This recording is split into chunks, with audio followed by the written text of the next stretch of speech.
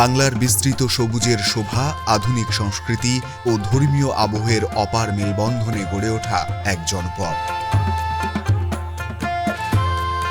বরুড়া নামটির সাথেই মিশে আছে এ অঞ্চলের ইতিহাস, ঐতিহ্য এবং মানুষের জীবনযাত্রার বিশেষত্ব।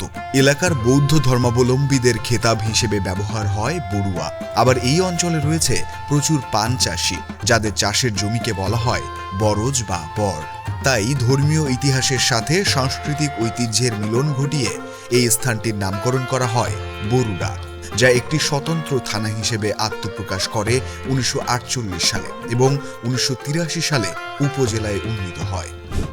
1971-এর স্বাধীনতা যুদ্ধে বরুড়া থানা অঞ্চলের মুক্তিযোদ্ধাদের ভূমিকা ছিল বেশ অগ্রগামী। পাক বাহিনী মুক্তিযোদ্ধাদের ক্যাম্প আক্রমণ করলে কয়েক দফায় বেশ কিছু মুক্তিযোদ্ধা সহ প্রাণ হারান এ অঞ্চলের বহু নিরীহ জনগণ।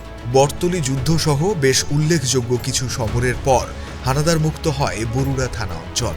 মুক্তিযোদ্ধাদের আত্মত্যাগের এসব স্মৃতি বহন করছে নারায়ণপুরে অবস্থিত একটি গণকবর। স্থাপন করা হয়েছে স্মৃতিস্তম্ভ এবং উপজেলা মুক্তিযুদ্ধ কমপ্লেক্স ভবন। স্বাধীনতা পরবর্তী সময় থেকেই শিক্ষা খাতে ক্রমান্বয়ে সফলতা লাভ করছে বরুড়া থানা অঞ্চল। বর্তমানে এই এলাকার শিক্ষার হার পৌঁছেছে 52.1%।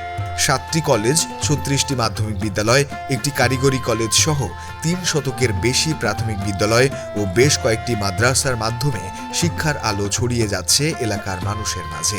রয়েছে Payalgachha post graduate college, Barura Shahid Smriti Sarkari college, বহু নামকরা শিক্ষা প্রতিষ্ঠান, যেখানে পাঠ্যপুস্তকের পাশাপাশি দেয়া হচ্ছে নানা বাস্তবধর্মী ও জীবনমুখী শিক্ষা।